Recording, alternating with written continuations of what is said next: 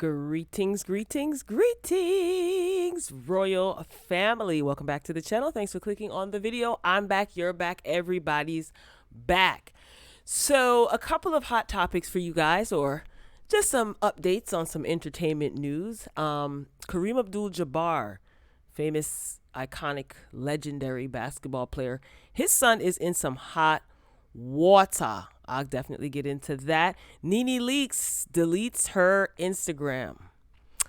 Can't say that I'm surprised. No shade. Kanye West, he could possibly be getting sued. And Porsha Williams and Yandy Smith, they were arrested for a second time during their peaceful protest.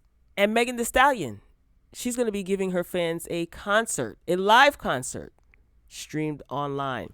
All right, so make sure you guys are liking the video as you're coming in. You know that is your admissions fee. Make sure you drop down in the comments. I definitely appreciate the comments. You guys are keeping it respectful, and I greatly appreciate it. I know it's hard for some of you. No judgment here. But make your comments throughout the commentary so that we can engage in the comments. All right, without further ado, let's get this train started. First up, Kareem Abdul-Jabbar's son. His name is Adam Abdul-Jabbar. He's been charged with multiple felonies as a result of an alleged attack against his neighbor with a knife. This happened back in June, and he's set to be arraigned in court in September. And if he's given the maximum sentence, he could spend 9 years and 8 months behind bars. This is wild. Did you guys hear about this? California police say that the 28-year-old Adam attacked his neighbor during an argument. The alleged victim, who is 60 years old, says that he had complained to Abdul-Jabbar, the son, of course, not the father, to help his grandma deal with trash cans. So this is all over Adam not helping his grandmother take out the trash, and the neighbor approached him about it. Then, he says, this ended up driving Adam into a rage. So KTLA writes that the neighbor has known Adam since he was a child, with that neighbor adding that he had made a similar comment about helping with chores months earlier that resulted in no incident. And the neighbor says that, I think he's got some serious problems. I think he tried to kill me. I mean, it could have been 1 inch this way, 1 inch that way. I could have been dead. This is crazy. So basically, the neighbor approached Adam, who is the son of Kareem Abdul-Jabbar, and said, hey, I noticed that your granny be taking out the trash. You don't help her? And this caused Adam to fly into a rage and pulled out a knife and attacked his neighbor. Wow, this is nuts. So the victim was stabbed several times, and he says that this led to severe injuries that included a brain bleed and fractured skull. He says the amount of blood he lost during the incident almost killed him, and he has subsequently filed a civil suit against Adam, which he should. Listen, I understand a lot of people think that money can get you out of any situation that they get into. There's some people who actually think like this. I have enough money to get myself or anyone else out of this problem. Maybe Kareem Abdul-Jabbar doesn't think like that, but I'm just saying, I think the neighbor is, if this is the truth, the neighbor is being totally honest, I think that the neighbor definitely should file a civil suit, and I do think that some sort of psych evaluation should be done. Because he flew off the, I don't know, I don't know, but thank goodness that thank God that the neighbor is still alive. I can't imagine just asking my neighbor, young man, I've grown, watch him grow up, ask him about, hey, why you don't help your granny with the trash? And he hauls off and pulls up a knife, a hunting knife, and stabs me up. I wonder if there'll be more to this story revealed, but this kid is in some serious trouble. So I'll be keeping up with this situation, and of course, I will be reporting on any updates. Thank you. Up next, freedom fighters Porsha Williams and Yandy Smith, they were arrested again on Tuesday during a protest in Louisville, Kentucky. So they were participating in a, quote, day of action. This is a march that was organized by the social justice group Until Freedom. So Porsha and Yandy, they were part of 64 people who were taken into custody, and this is according to a local NBC affiliate. Prior to their arrest, Williams, she shared this picture, Porsha that is.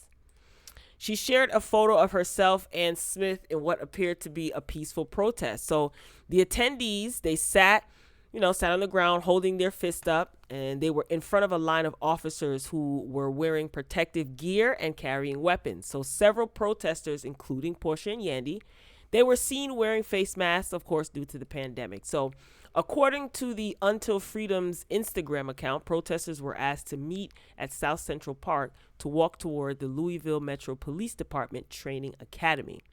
And according to Yandy's Instagram, the protesters were eventually released. And this is a photo of Porsha's mugshot. Now, these ladies are out here using their platform as well as putting in the work. And I respect every moment, second, millisecond, hour, day. I respect all of it.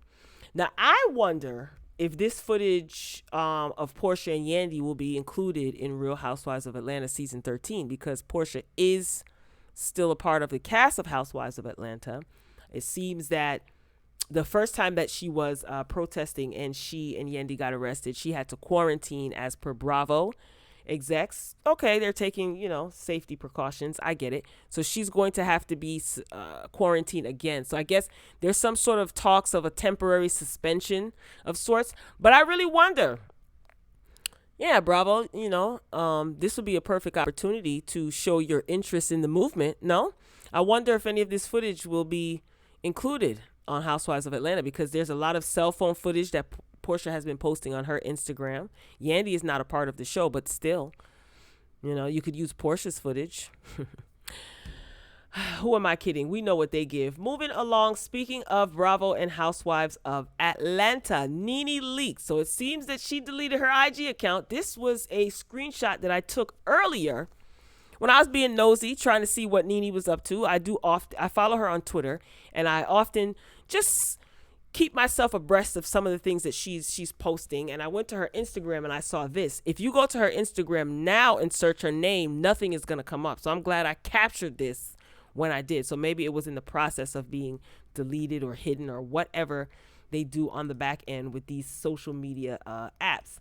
So what is really going on? I posted this on my community tab. Like I said, I took this screenshot earlier. I do want to ask a question though, right? And this question, along with this, or separate from this photo I posted on my community tab, make sure you check that out. I posed this question as well. Does your dislike or your disdain for a person impact your ability to defend or stand up for said person when you see they are being done wrong, right? I posted that on my community tab again. Make sure you check it out and make sure you like the post. Thank you. The reason why I asked is because Nene has been expressing how she's been treated, over at Bravo, and she's posted several tweets, uploaded several Instagram lives. She's in negotiations. They're saying she hired Lisa Bloom before the ending of season 12. Well, not before the ending of season 12, but in the middle of season 12, all the blogs picked up the fact that she hired Lisa Bloom. Some castmates have been speaking out. One in particular says that she's planning on suing Bravo. So, it's a lot of mystery going on, a lot of hearsay, a lot of piecing together of puzzles. And she oftentimes posts tweets about people not speaking up for her because they don't like her, and how she feels unprotected as a Black woman. So is it possible for Nene to be disliked, which we know she is? A lot of people don't like her. A lot of people love her. It's 50-50. That's with anybody. So is it possible for Nene to be disliked but still be treated unfairly by Bravo execs? Both can exist at the same time, right? Like, some of the people, not all, some of the people that don't care for Nene seem to dismiss her claims of being ill-treated at Bravo. And is it because they don't like her why they are dismissing her claims of discrimination at the Bravo network? If she was more likable, would people be more prone to believing her? Like, both things can be true at the same time, I feel. But what do you guys think? Yes, she can be disliked by fans and execs and her co-workers, castmates. I've heard or seen people type, how she gonna cuss out or diss all her castmates and then expect them to help. But that's where the question comes in. I'll leave it at that. I don't want to overcomplicate that. So make sure you drop down in the comments and let me know, please. I know a lot of you don't like Nene, and that's fine. I know a lot of you do, and that's fine. But just no cussing in the comments, please. I appreciate it. I love y'all. I know you can do it. Speaking of controversy, oh no, this is not next. My bad. This was Kanye West. Well, why the hell not? Since we're here, Kanye West. That wasn't supposed to be the next slide, but it's all good. You know, we don't pretend to be perfect over here. Kanye West is being sued, allegedly, supposedly. He might be getting sued. So he's in hot water again this week. So he's being sued by a tech company that alleges that he stole their IP. And this is according to TMZ. There are other outlets reporting this as well. So My Channel Inc., that's the name of the tech company. They say that Kanye promised to invest $10 million in the company, got them to relocate twice. Then he abruptly pulled the plug on their relationship. Kanye also allegedly copied the startup company's technology to make millions selling Sunday service or Sunday school merchandise. My Channel Inc. describes itself as a Black-owned business specializing in video and e-commerce technology. So they say that Kanye West basically approached them in spring of 2018, and he wanted to get their help maximizing revenue on Yeezy merchandise. So he enlisted this Black-owned company, My Channel Inc. So My Channel Inc.'s lawyers say that Kanye didn't pay the company up front. What he did was he incentivized the team to work around the clock for 6 months straight on the promise of a future $10 million investment. This is absolutely bananas. Anyway, the company said that they even relocated its headquarters twice, once to Calabasas and once to Chicago, in an effort to please Kanye West and keep the partnership afloat. Partnership? What partnership? He made you a promise. Let me not victim blame, because that's not right. When the rapper walked away from the tech company, the lawsuit states that My Channel was never paid for the $7 million in work they did for Yeezy apparel. And this is according to court documents.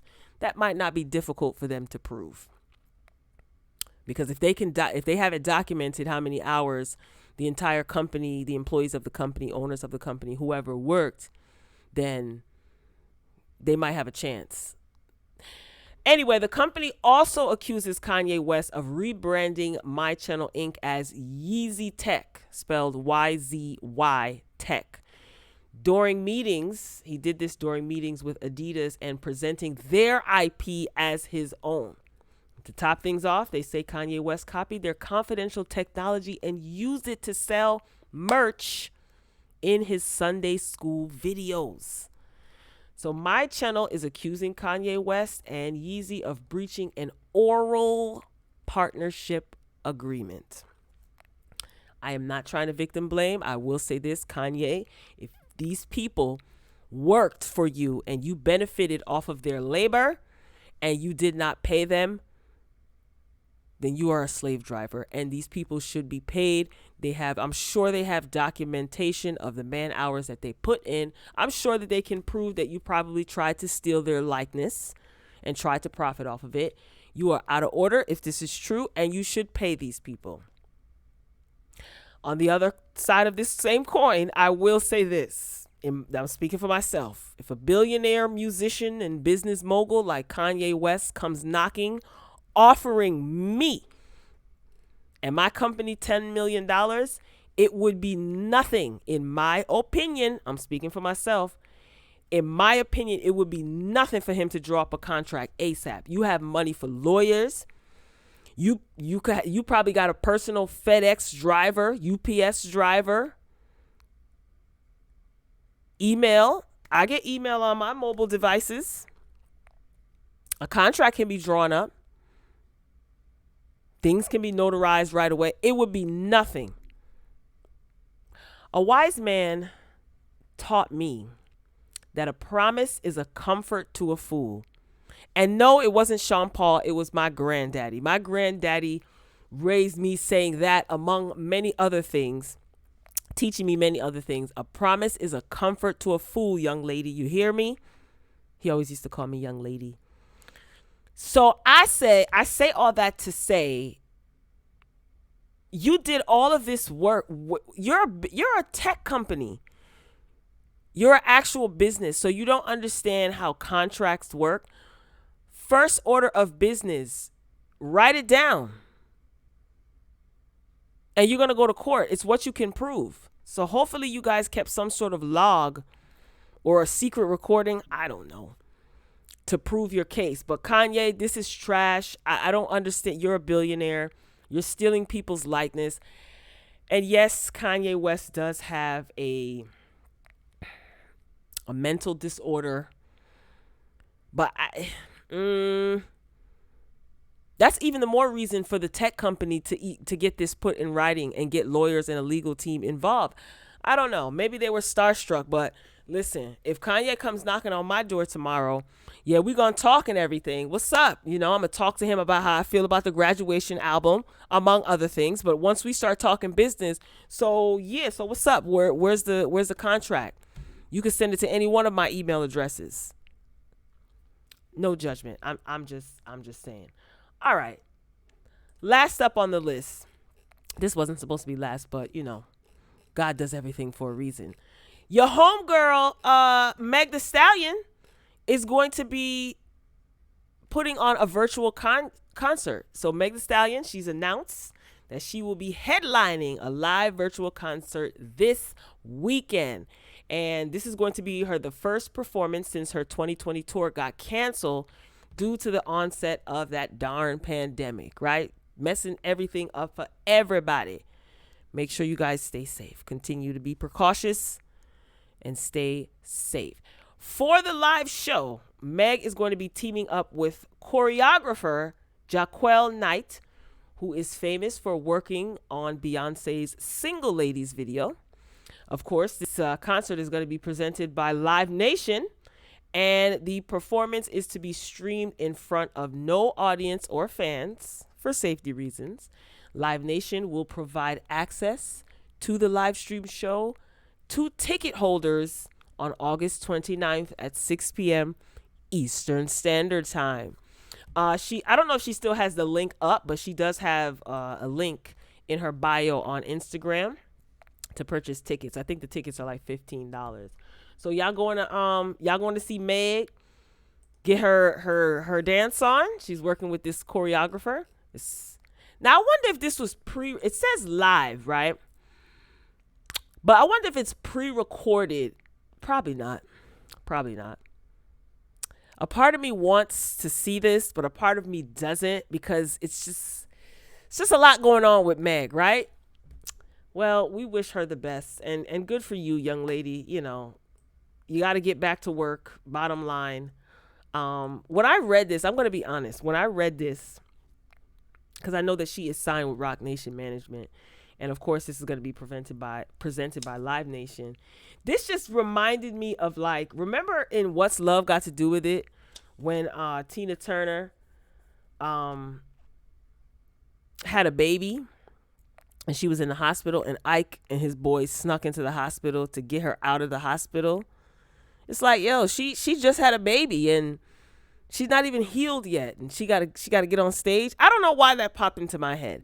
Anyway, royal family, I think on that note, it is time for me to sign off. Make sure you like the video before you leave. If you haven't done so already, hit that subscribe button, click the notification bell, select all so you don't miss out on any of my uploads, and comment below.